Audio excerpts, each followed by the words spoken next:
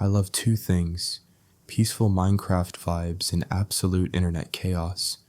Wasting time in Minecraft and judging strangers' relationship problems online. I found some insane Reddit stories that honestly feel like movie plots, so while I do some farming and mining, we're gonna get into the drama. So, we're gonna kick off with an absolutely insane story. This one is titled How I Found Out My Boyfriend Was Dating Me and My Roommate. I'm 23, and I thought I was in a normal, healthy relationship. You know, the kind where you share playlists, split takeout bills, and pretend to enjoy each other's Netflix pics. My boyfriend Nate and I had been dating for almost a year. Things weren't perfect, but they were stable. He was charming, funny, and just the right mix of confident and clueless. At least that's what I thought. The first red flag didn't even look like a flag, more like a pink post-it. It started with my roommate, Jess. She's the effortlessly cool type, the kind of girl who somehow makes sweatpants look expensive. We met in college and moved in together last summer. She'd just gotten out of a messy relationship, so when I started dating Nate, she was nothing but supportive. She even helped me plan his birthday surprise. But over time, things started to feel weird. Nate would sometimes come over when I wasn't home, saying he wanted to surprise me. I'd come back from work and he'd be hanging out with Jess on the couch, laughing like old friends. He'd always say, "Oh, she just let me in." Harmless, right? Except they'd have inside jokes, and not the casual kind, the kind that comes from texting way too much. Then Jess started acting differently, distant, quiet, almost guilty. She stopped asking about Nate altogether, which was strange since she used to tease me about him constantly.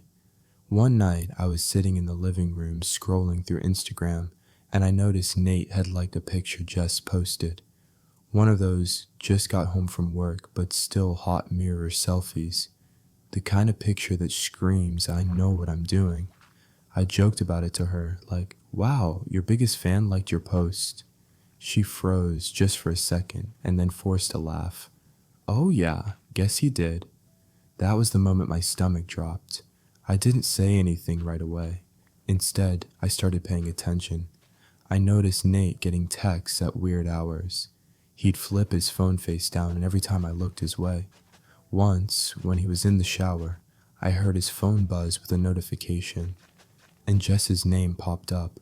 I wanted to believe there was a reasonable explanation. Maybe she was asking about rent or a package delivery, anything but what my gut was screaming. Then one night, while Jess was at work, I opened our shared iPad. We'd synced it for Netflix, but all the messages from her iMessage account were there. I didn't go looking for drama. It found me. The first thing I saw was a message from Nate. "Can't stop thinking about last night." My heart started pounding so hard I thought I'd pass out. I scrolled up. There were weeks of messages, late night flirting, pictures, plans. He told her he was falling for her. He told me the same thing the same week. I sat there in silence, reading line after line, realizing they'd been seeing each other behind my back for months. In my own apartment, when Jess came home, I was sitting at the kitchen table, phone in hand, shaking. She took one look at me and froze. I said, "You could have told me." She didn't deny it, didn't even try. She just started crying, saying she didn't mean for it to happen, that it just started, that Nate told her we were basically over. I laughed, like actually laughed, the kind of laugh that sounds more like a breakdown. I packed up my things that night and went to my sister's place. Nate tried calling the next morning, leaving voicemails about how it wasn't what I thought. But when I finally blocked him, he sent one last text. "You'll regret leaving me. You always overreact." It's been 4 months now. Jess moved out after I stopped responding to her "let's talk" messages. Nate's dating someone new. And yeah, sometimes I wonder if she knows what he's capable of. But honestly, I'm done caring. Turns out the best thing about heartbreak is that it clears out the people who never really deserved you. And for what it's worth, the new girl can have him. I hope she likes secondhand lies. When your roommate and your boyfriend start sharing more Wi-Fi passwords than emotional boundaries, you know it's time to pack your bags. This girl didn't just dodge a red flag, she survived a whole parade. And the roommate? She's gonna need a new apartment, a new boyfriend, and probably a new soul. So the next story seems kinda hilarious. It's about a boyfriend losing his girlfriend's dog. This story is titled How I Lost My Girlfriend's Dog and Almost My Relationship Too. I swear I'm not a bad boyfriend, or at least I wasn't before I lost her dog. It started 2 months ago when my girlfriend Mia had to leave town for a work trip. She asked me to watch her dog, Cooper, a golden retriever who looked like he came straight out of a commercial. The kind of dog everyone loves, except apparently me after what happened. Now Cooper isn't just a dog, he's Mia's baby. Like this dog has a wardrobe, a skincare routine, and his own Instagram account. I'm not exaggerating. The dog has better lighting in his selfies than I do. Anyway, Mia gave me the whole list of instructions: 2 walks a day, 1 cup of special kibble, and absolutely no off-leash time. I nodded like a responsible adult and said, "Got it." Spoiler alert, I did not have it. The first few days went fine. Cooper and I actually bonded. I'd toss a ball, he'd bring it back, we'd vibe. I started to think, hey, I could be a dog person. Then Saturday happened. It was sunny, the park was packed, and I thought, stupidly, that it'd be fine to let him off the leash just for a minute. Cooper had been so good, and I wanted to give him a little freedom. Big mistake. He bolted, not in a, yay, I'm playing kind of way. No, he went full Olympic sprinter into the horizon, ignoring my desperate shouts like I was background noise. 1 second he was there, the next he was gone. Like a furry ghost with perfect recall skills he suddenly forgot. I ran for what felt like miles. I yelled his name so much that people probably thought I'd lost my child. After 20 minutes, I was sweating, panicking, and on the verge of crying. I called Mia. The worst call of my life. "Hey babe, funny story," I said, voice shaking. "What happened?" she asked, already suspicious. Cooper might have gone for a little run." Silence. Then the most terrifying sentence I've ever heard. "You what?" I explained everything. Badly. She told me to stop talking, hung up, and immediately started calling everyone she knew. Within an hour, there were social media posts, missing dog flyers, and even one of those "please help us find Cooper" posts that went mildly viral. I spent the next 6 hours searching. I was running through alleys, checking parks, offering kids money if they'd seen a golden retriever. I even convinced a delivery driver to help me look. At one point, I sat on the curb and just thought, this is how relationships die. It was almost midnight when I finally got the call. A couple had found Cooper sitting outside a taco truck downtown, happily eating dropped tortillas. They called the number on his collar. When I got there, he looked up at me like, "Oh hey, what took you so long?" I swear I almost cried when I clipped that leash back on.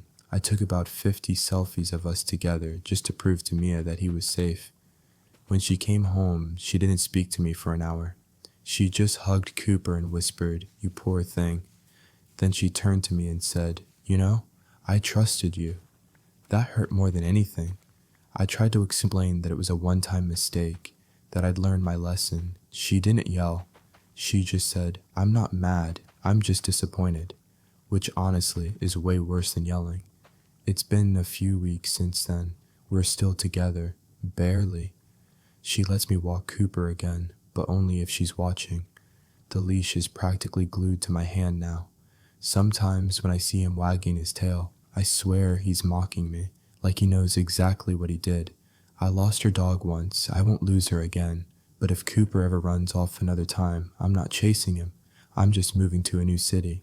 This man didn't just lose a dog. He lost his dignity, his cardio, and almost his girlfriend, all in one afternoon. When he said he was taking Cooper for a walk, he forgot to specify that Cooper would be walking him. Straight into relationship probation. Somewhere out there, That golden retriever is still smirking, knowing he's the only one in that relationship who can get away with running away and still get hugs after. Kicking off the next story, I skimmed through it, and it looks like we could be in for a roller coaster of unfortunate series of events. It is titled, Love, Lost Luggage, and a Full-Blown Meltdown in Paris. When my girlfriend Emma and I booked our first trip to Europe, it felt like a dream. We'd been dating for 2 years, and everything about this trip sounded perfect. 10 days, 3 countries, endless food, and romantic photo ops. It was supposed to be our test run for future adventures. Spoiler, we failed. The first sign of trouble started at the airport. We got into an argument at check-in because she wanted to bring 2 carry-ons in a checked bag. While I was trying to stick to budget airline rules, I told her, we're traveling light. She said, I'm not backpacking through Europe like a college student. We compromised by paying $120 in baggage fees. Off to a great start. The flight was long but tolerable until we landed in Paris and her luggage didn't. Watching her argue with a French airline employee using Google Translate was both impressive and terrifying. I tried to lighten the mood by joking that she didn't need clothes because she looked great already. She didn't laugh. Day 1 in Paris was tense. She was cranky, I was exhausted, and our hotel turned out to be the size of a shoebox. The bathroom light flickered like a horror movie, and the view of the Eiffel Tower was actually a construction crane. Still, we tried to salvage the evening with a nice dinner, except I got us lost. Twice. Google Maps betrayed me, and we ended up walking an extra hour in the rain. When we finally found the restaurant, it was closed. Unexpected maintenance. Emma just stared at me with that quiet kind of anger that feels way worse than yelling. We ended up eating gas station croissants in our hotel room while she blow-dried her damp jeans. The next morning, we took the train to Venice. I thought maybe a change of scenery would fix things. It did not. We got into another argument on the train because I forgot to validate our tickets. The conductor fined us €50 each, and Emma muttered something about how I never read instructions. I tried to argue that it wasn't my fault. Who knew you had to stamp tickets in Europe? She just looked at me and said, everyone who Googles things before leaving the country. Venice was beautiful but humid, and Emma's patience was running out. We got on a gondola ride, which I thought would be romantic, until she realized it cost €80 for 30 minutes. She didn't speak for the entire ride. The gondolier, trying to lighten the mood, started singing. It somehow made things worse. By day 5, we were in Rome and barely speaking.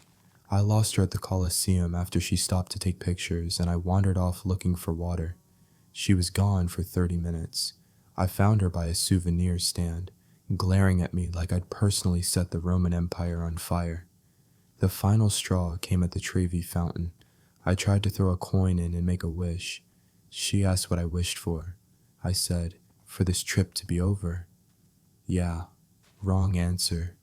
She stormed off, and I followed her through a sea of tourists, apologizing and promising gelato, but the damage was done. We spent the flight home sitting in silence. She had the aisle seat, and I didn't dare ask to switch. A week later, we had the talk. She said she loved me, but realized we didn't travel well together. I agreed. I told her maybe we just needed a staycation next time, something simple. She smiled and said, next time? There wasn't one. Looking back, it's almost funny. We thought Europe would bring us closer, but it just showed us every crack we'd been ignoring. I don't regret the trip.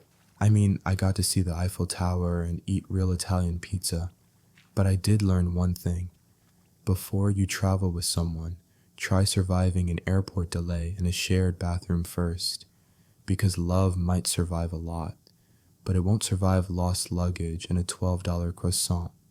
They went to Europe looking for love and came back with receipts, regret, and rage. This man said, I due to a €50 train, fine and a lifetime ban from gondolas. She wanted a romantic getaway. He delivered a low-budget survival show. Next time, they should just take a trip to Target and call it a day. At least the parking is free and nobody loses their luggage. Alright, our next story is about a summer trip.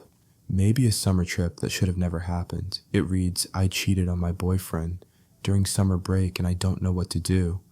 I don't even know where to start. I guess I just need to get this out somewhere because I can't tell anyone. Not my friends, not my family, and definitely not my boyfriend. I'm 19. My boyfriend Noah and I have been together for almost 2 years. He's the kind of guy you dream of dating in high school. Kind, funny, loyal, and genuinely good. We started dating senior year and somehow made it through our first year of college long distance. I thought that meant we were solid. I thought I was better than this. But this summer, I don't even recognize myself. I stayed in my college town to work at a small beach cafe with my best friend Zoe. It's this laid-back spot right by the water, all sunscreen smells and sandy floors. Across the street, there's a surf shop, and that's where I met him. Jake. Jake was one of those people who's just easy to be around. Confident, funny, tan. The kind of guy who makes you feel like you've known him forever after 5 minutes. He'd stop by for coffee every morning before work. At first, it was innocent. Little jokes, small talk. Then it turned into inside jokes, late night walks, and that kind of flirty tension that you know you should ignore, but don't. I kept telling myself it was harmless. Noah and I were strong. This was just summer energy, nothing serious. But then one night, everything changed. There was a beach party after work. Everyone was drinking, music playing, bonfire going. You know the vibe. Jake sat next to me, and we started talking about random things. I don't even remember what. Then he looked at me like he wanted to say something, and before I could stop it, he kissed me, and I kissed him back. It wasn't planned, it wasn't long, but it happened, and now I can't stop replaying it in my head. I walked home alone that night, heart pounding, feeling like I'd done something unforgivable. The next morning, Noah texted me, "Good morning, beautiful," with a photo of his dog. I nearly threw up. It's been 3 weeks since that night, and I haven't told him. I can't. I've thought about it every single day, but I can't find the words. Noah's been nothing but supportive and sweet, and every time he says, "I love you," it feels like a knife twisting in my stomach. Jake still comes by the cafe sometimes. We don't talk about it. We act normal. He'll smile at me, and I'll force myself to look busy. I told him it was a mistake, and he agreed. He said he didn't want to mess things up for me, which, in a way, makes it worse, because it means we both knew it was wrong. Now I'm stuck with this guilt that won't go away. I've been Googling, should I tell my boyfriend I cheated like a crazy person? Half the advice says honesty is the only way forward. The other half says telling him would only make me feel better while destroying him. And I don't know which one is right. Part of me wants to come clean, even if it ends everything. I feel like I'm lying every time we talk. But another part of me thinks, it was one kiss. It didn't mean anything. It doesn't define how I feel about Noah. Maybe it's better to carry the guilt than to ruin what we have. I hate myself for even thinking that. I know how it sounds. I'm the bad guy here. I get that. But I swear, it didn't come from not loving him. I think that's what makes it hurt more. I love him so much, and somehow I still did this. So now I'm here, writing this, hoping maybe someone else has been through this and can tell me what the right thing is. Because I feel lost. I wake up every morning thinking about how easy it would be to tell him. And then I imagine the look on his face, that look of heartbreak and disbelief, and I freeze. I want to do the right thing. I just don't know what that is anymore. Look, she's out here trying to debate whether honesty is worth it, like it's a multiple choice question. In my opinion, I think that it is a good idea for you to tell your boyfriend, even if it's hard, and even if that means losing him, because no one deserves to be cheated and lied to. Confess, apologize, and accept that your next relationship might be with guilt and self-reflection. Let's move straight into our next one. I read a bit of it and it sounds pretty funny, so let's finish it together. This one is called We Broke Up Over Xbox. No, we didn't break up on Xbox, so here's what really happened. I'm 24-year-old female, and for my boyfriend Mark's birthday last year, I got him an Xbox Series X. It was expensive, like rent money expensive, but he'd wanted one forever, and I wanted to be that girlfriend, the thoughtful one, the wow, she's amazing type. At first it was great. He was over the moon, kept thanking me, and I loved seeing how happy he was. But a few months in, the Xbox basically became my competition. We used to go on date nights, cook together, watch dumb reality shows before bed, normal couple stuff. But after the Xbox, forget it. It was like living with a 12-year-old streamer. He'd come home from work, throw on his headset, and suddenly I didn't exist. I'd be talking about my day while he was mid-match yelling, "Bro, cover left," or revive me, revive me. Like, okay, maybe revive our relationship first? At first I laughed it off. I told myself he'd calm down after the new game excitement faded, but it didn't. If anything, it got worse. I'd be cooking dinner and he'd say, "Just one more game." One more game turned into 3 hours. I'd go to bed alone most nights because he'd lost track of time. Then came the straw that broke the Xbox. We'd planned this dinner, reservations at a nice place, my treat. I spent 2 hours getting ready, and when I came out, he was in his gaming chair, still wearing sweatpants, headset on, completely oblivious. I reminded him we had to leave in 20 minutes, and he said, yeah, one more match. An hour later, I was still sitting on the couch, watching him laugh with his online friends while my makeup dried. Something in me just snapped. The next morning, after another late night one more game session, I waited for him to leave for work. Then I unplugged the Xbox, packed it up neatly, and put it in the trash bin outside. I even tied the bag. I didn't smash it or anything dramatic. I just removed it from my life. When he got home and realized it was gone, it was like watching someone discover a body. He looked at me, pale, horrified, and whispered, "Where's my Xbox?" I told him the truth. He didn't yell. He didn't even move for a second. Then he just said, "You threw away my Xbox." I said, "Correction, my Xbox." I bought it. That's when it blew up. He said that once you give someone a gift, it's theirs, not yours, to take back or destroy. I said I didn't destroy it. I just didn't want it destroying us. He called me controlling. I called him addicted. We didn't talk for 2 days. He packed a bag and stayed with a friend. When he came back, it wasn't to fix things. It was to pack more stuff. He told me he couldn't trust someone who'd trash his property over feelings. I tried to apologize, but it was too late. He moved out a week later. Now, months later, I still think about it. I know I went too far. I could have just talked to him again, or at least sold it instead of tossing it. But at that moment, I felt invisible, like I'd been replaced by pixels in party chats. I haven't reached out since. I heard he's doing fine, has a new apartment, new setup, and yup, a new Xbox. I guess he replaced me as easily as he replaced the console. Sometimes I wonder if I'm the villain here. Maybe I was jealous of something that wasn't the real problem.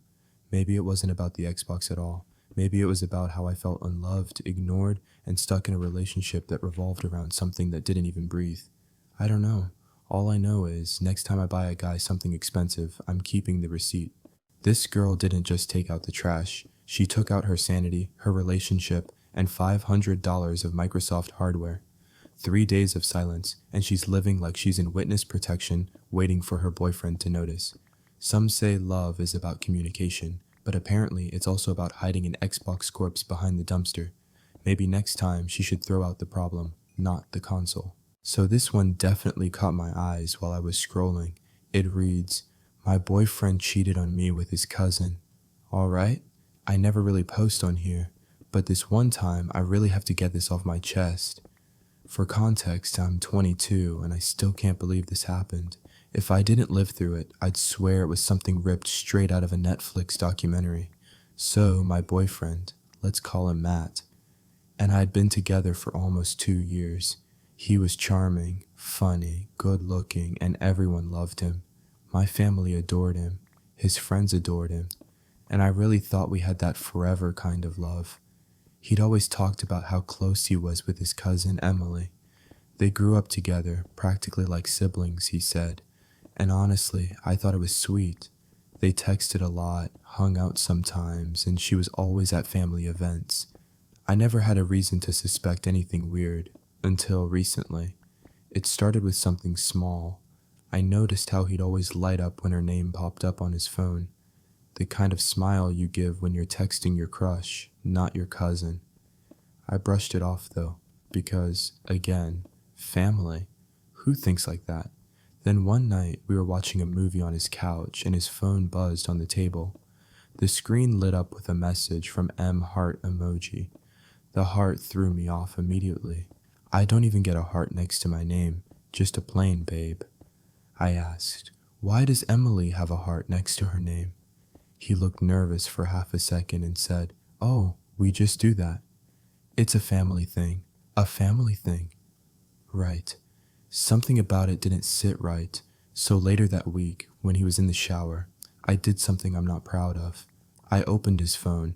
I know it's wrong, but curiosity and anxiety are a dangerous combo.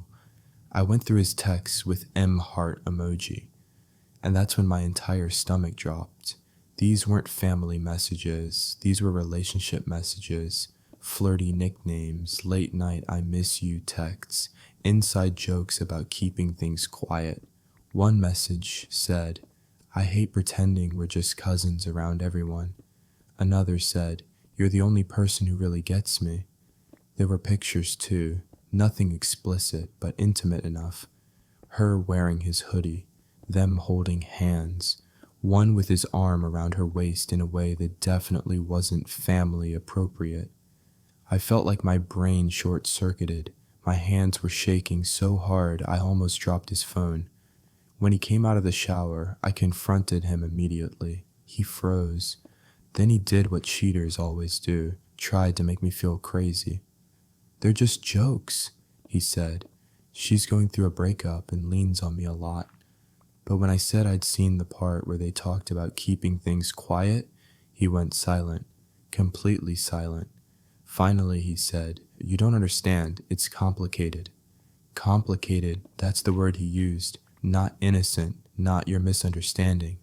Complicated, I told him there's nothing complicated about dating your cousin.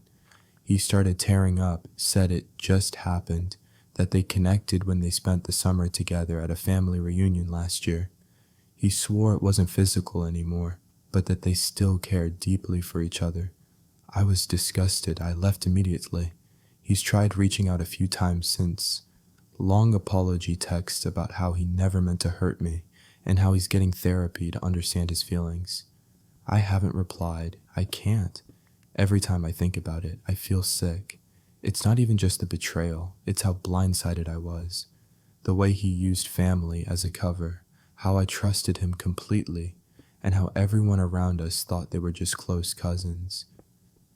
His family apparently knows now. His mom messaged me apologizing, saying they're working through things. I don't even want to know what that means. I've been journaling a lot since then, trying to make sense of something that doesn't make sense. The truth is, you can't make logic out of something so twisted. I guess I learned that sometimes the biggest red flags are the ones you dismiss because they seem too weird to be true. That this girl thought she was in a normal love triangle until she realized two sides of it shared DNA. She didn't just catch a cheater, she walked into a family reunion from hell. You know it's bad when the breakup comes with a side of genealogy. Somebody call Ancestry.com because this relationship needs to be deleted from the family tree immediately. That's all the stories I have for now. If you made it this far into the video, consider subscribing. It makes me feel like I have self-worth when I see the number go up. But thank you again for watching, and goodbye. Okay, goodbye.